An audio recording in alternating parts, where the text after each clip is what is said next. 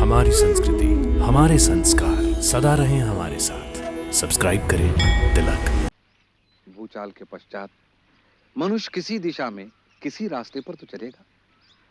यहीं पर उसे शास्त्र और दर्शन की आवश्यकता पड़ती है, जो उसे यह बताए कि इस अवस्था में उसका धर्म क्या है और उसका रास्ता किधर है। परंतु वह रास्ता सोचने की सुध किसमें होगी?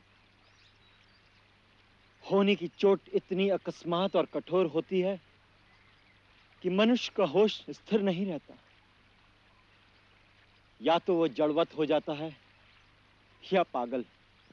तभी तो गुरु की आवश्यकता है, क्योंकि गुरु न तो बेहोश होता है न पागल होता है। गुरु का ज्ञान हर अवस्था में स्थिर रहता है। सब ज्ञान और दर्शन की बड़ी बड़ी बातें कर रहे हैं। इधर गुरुदेव, उधर महाराज जनक, परंतु भैया की आंतरिक दशा पर किसी का ध्यान नहीं जाता। यह समय ज्ञान और दर्शन का नहीं, संवेदना का है। परंतु कोरी संवेदना से क्या होगा जब तक उसके साथ मार्गदर्शन न हो। दिशाहीन संवेदना से कर्म पथ तो नहीं बनते। कर्म पथ कौन बनाता है आर्य सुमंत? ये सब तर्क की बातें हैं। पथ तो होनी के हाथ में है। जैसे सहसा एक भूकंप आ जाने से सारे मार्ग और पथ धरती में समा जाते हैं, उस समय दर्शन और ज्ञान का क्या लाभ? तभी तो लाभ है जब भूचाल में सारे रास्ते और मार्ग मिट जाते हैं, तो फिर से नए मार्ग और पथ बनाने होते हैं। जो उस भूचाल से बच जाते हैं, उन्हें जीवन की नई आशा का प्रकाश देना होता है। उस समय धर्म और ज्ञान ही नया कर्म पथ बनाता है। नहीं यार सुमंत्र, नहीं। जब होनी का भूचाल आता है तो ज्ञान और धर्म सब रखा रह जाता है। हाँ, यदि मनुष्य होनी को जान ले तो क्या कर लेगा? क्या वो होनी को बदल देगा? लक्ष्मण, होनी को कोई नहीं बदल सकता। सबको होनी के आगे अपना मस्तक झुकाना पड़ता है। ठीक है, मैं भी यही कहता हूं कि होनी के आगे चुपचाप सर झुका देना चाहिए। और सर झुकाकर सारा जीवन वहीं बैठे रहना चाहिए। भूचाल के पश्चात मनुष्य किसी दिशा में किसी रास्ते पर तो चलेगा। यहीं पर उसे शास्त्र और दर्शन की आवश्यकता पड़ती है, जो उसे यह बताए कि इस अवस्था में उसका धर्म क्या है और उसका रास्ता किधर है। परंतु वह रास्ता सोचने की सुध किसमें होगी? होने की चोट इतनी अकस्मात और कठोर होती है कि मनुष्य का होश स्थिर नहीं रहता। या तो वो जड़वत हो जाता है या पागल। तभी तो गुरु की आवश्यकता है, क्योंकि गुरु न तो बेहोश होता है न पागल होता है। गुरु का ज्ञान हर अवस्था में स्थिर रहता है। यदि गुरु को इतना ही ज्ञान होता है तो होने से पहले उसका उपचार क्यों नहीं कर लेते? भाभी के वन जाने से एक दिन पहले तक यह जीवन सुख और स्मृति से भरा हुआ था। फिर अचानक जैसे एक बिजली गिरी और एक ही रात में सब कुछ हो गया। यदि गुरु को उसका पता होता तो गुरु क्या कर लेते? यही तो मैं पूछ रहा हूं। लक्ष्मण, जिन्हें पता होता है वो होनी के मामले में हस्तक्षेप नहीं करते। आप तो ऐसे कह रहे हैं जैसे किसी को इसका पता था। हाँ, था। पता था? किसे? गुरुदेव को। गुरुदेव को? हाँ, जब श्री राम को वनवास हुआ, गुरुदेव को पता था। सीता को वनवास होगा, वो भी गुरुदेव को पता था। स्वयं स्वर्गवासी महाराज दशरथ भी इन घटनाओं को जानते थे। क्या पिताश्री जानते थे? कि क्या कह रहे हैं आप? आपको इसका ज्ञान कैसे? क्योंकि जब महाराज दशरथ को यह बताया गया था, तो उस समय मैं भी वहां उपस्थित था। कहां पर? गुरुदेव महर्षि वशिष्ठ के आश्रम में। एक बार महाराज दशरथ गुरु के आश्रम में पधारे थे। उस समय वहां पर परम तेजस्वी महर्षि अत्रि पुत्र महामुनि दुर्वासा वहां ठहरे हुए थे। सायंकाल की गोष्ठ में महाराज ने उनसे पूछा, भगवान, आप तो त्रिकालदर्शी हैं। मुझ पर प्रसन्न होकर यह बताने की कृपा करें कि मेरा वंश कितने समय तक चलेगा, मेरे राम का भविष्य कितना उज्जवल है, मेरे सब पुत्रों की आयु कितनी होगी और मेरे पुत्रों के पुत्र कैसे होंगे। विशेष करके मेरे राम के पुत्रों का भविष्य बताने की कृपा करें।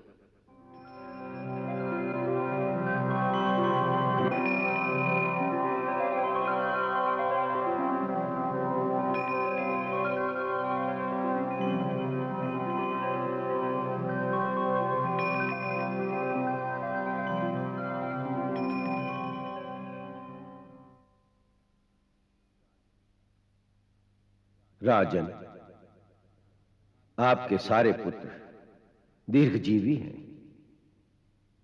सबके घर उत्तम संतान होगी, जिसमें कई नए नए राजवंश स्थापित होंगे।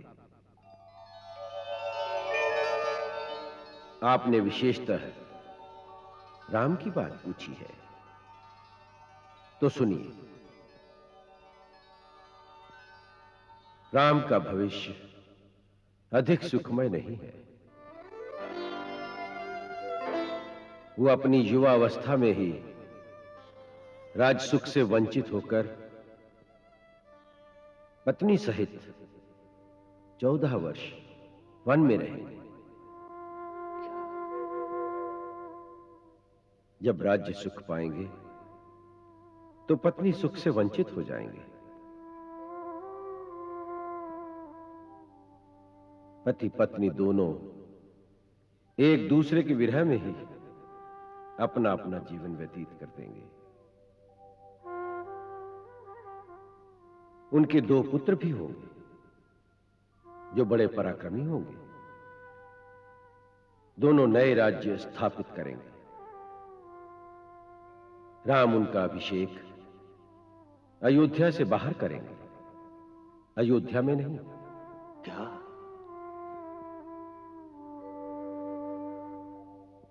मुनिवर, राम तो मुझे सबसे अधिक प्रिय है। मेरे उसी पुत्र के भाग्य में इतना दुख क्यों?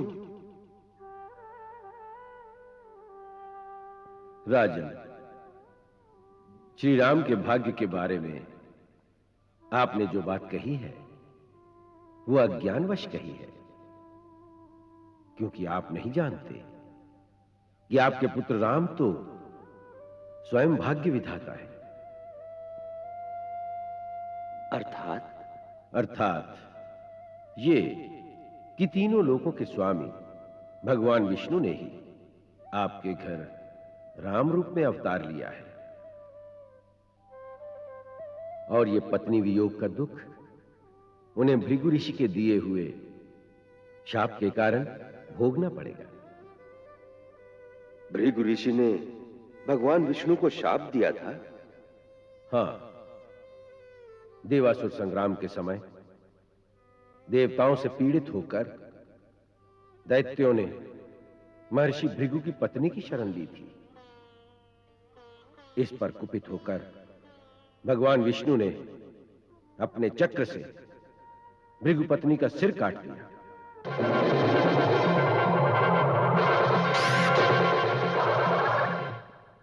इस पर भार्गव वंश के प्रवर्तक महर्षि भृगु ने भगवान विष्णु को श्राप दिया। जनार्दन, मेरी पत्नी वध के योग्य नहीं थी, परंतु आपने क्रोध के वशीभूत होकर उसका वध किया है।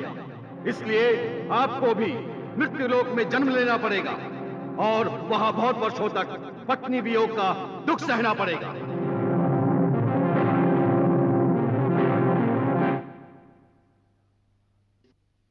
तत्पश्चात महाराज दशरथ ने मुझे शपथ देकर कहा था कि ये बात राम, लक्ष्मण, भरत, शत्रुघ्न को कभी न कहना। इसीलिए आज तक मैंने ये बात सदा गोपनीय रखी थी।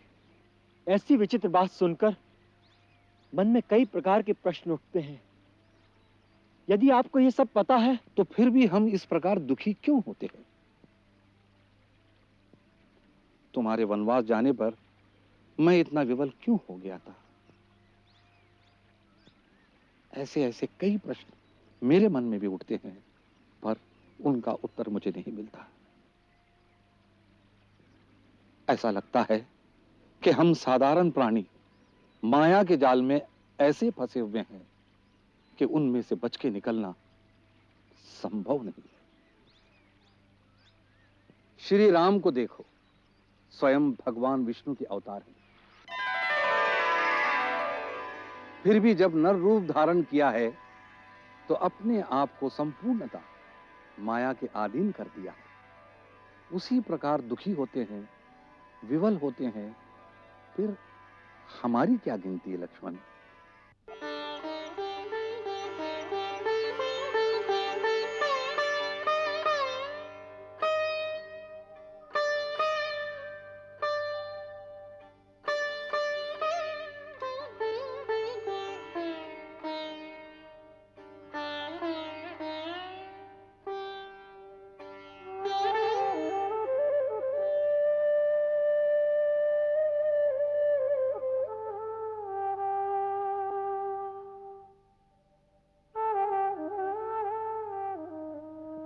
क्या बात है लक्ष्मण?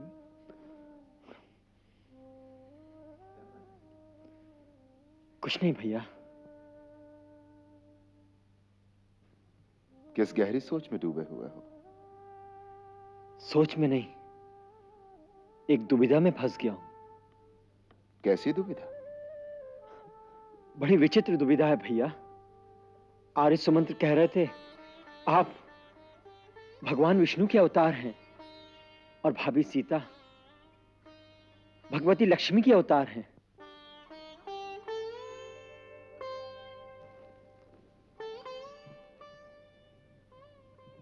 आर्य सुमंत्र ने केवल इतना ही कहा कि मैं भगवान का अवतार हूं।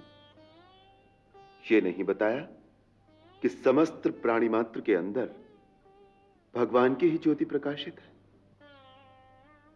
दिव्य दृष्टि से देखोगे तो तुम्हें पता चलेगा कि स्वयं तुम भी भगवान हो। उसी प्रकार आर्य सुमंत्र भी भगवान का ही रूप है। देखो, जैसे बहुत से घड़ों के अंदर यदि पानी भरकर रख दो तो उन सब के अंदर एक ही सूर्य का प्रतिबिंब प्रकाशित होता है। वही सूर्य बाहर आकाश में भी है और वही सूर्य प्रत्येक घट के अंदर भी है। जब ये जान जाओगे तो सारी दुविधा मिट जाएगी, फिर कोई प्रश्न नहीं रह जाएगा। प्रश्न इससे आगे भी है भैया। आर्य सुमंत्र पहले से जानते थे कि सीता भाभी को फिर वनवास भोगना पड़ेगा। उनका कहना है स्वर्गीय पिताश्री को भी इन सब घटनाओं का पूर्व ज्ञान था। उन्हें महर्षि दुर्वासा ने सब बता दिया था। यदि उन्हें भविष्य का इतना ज्ञान था तो उनके मन को इतनी पीड़ा, इतना महान दुख क्यों हुआ? क्योंकि यही इस शरीर का गुण है। इस शरीर के अंदर जो मन है वही दुख और सुख, पीड़ा और प्रसन्नता की भावनाओं का वाहन है। और माया हर प्राणी की परीक्षा उसी मन के द्वारा लेती है। भविष्य का ज्ञान होना या न होना कोई बड़े महत्व की बात नहीं है। योग की साधना से कोई भी प्राणी त्रिकालदर्शी हो सकता है। भैया, मैं तो समझता हूं भविष्य का ज्ञान होना बहुत महत्वपूर्ण बात है। आगे क्या होना है यह जानने की लालसा तो सब में होती है। प्राणी के लिए इतनी बड़ी बात महत्व की नहीं होगी तो फिर कौन सी बात बड़े महत्व की होगी? सबसे बड़े महत्व की बात है कि दुख और सुख के समय प्राणी कैसा व्यवहार करता है। वो भावना की चोट सहकर भी अपने धर्म, अपने कर्तव्य पर स्थिर रहता है कि नहीं। इसलिए मैं भविष्य के ज्ञान को कोई महत्व नहीं देता। देखो लक्ष्मण, होनी तो होगी ही, परंतु उसका सामना प्राणी किस प्रकार करता है, यही महत्वपूर्ण बात है। पिताश्री को भविष्य का ज्ञान था, इसमें उनकी महानता नहीं है, परंतु सब कुछ जानते हुए भी उन्होंने अपना धर्म का पथ नहीं छोड़ा, अपने प्राण त्याग दिए, परंतु अपना वचन भंग नहीं किया, यही उनकी महानता थी। सीता को देखो, यदि दुर्वासा के कथनानुसार वो लक्ष्मी का अवतार है, तो उसमें होनी के घटना चक्र को बदलने की शक्ति भी थी, परंतु उसने मर्यादा के आदर्श का ही पालन किया। ये सब कुछ त्याग करते हुए उसे कितना दुख हुआ होगा। उसे मेरी पीड़ा का भी पूर्ण ज्ञान था। पति ने या राजा ने भी उससे जाने के लिए नहीं कहा, उल्टे उससे रहने की प्रार्थना की थी, परंतु उसने जो अपना धर्म, अपना कर्तव्य समझा, उसे निभाने के लिए अपना सर्वस्व बलिदान कर दिया। यही महत्वपूर्ण बात है। लक्ष्मण, भविष्य को जानने के फेर में मत पड़ो। वर्तमान का जो धर्म है, जो कर्तव्य है, उसे निभाओ। भविष्य तो स्वयं ही नतमस्तक होकर तुम्हारे सामने आ जाएगा। होनी तो होगी ही। तुम अपने धर्म पर दृढ़ रहो, यही शिक्षा हमें सीता से लेनी चाहिए।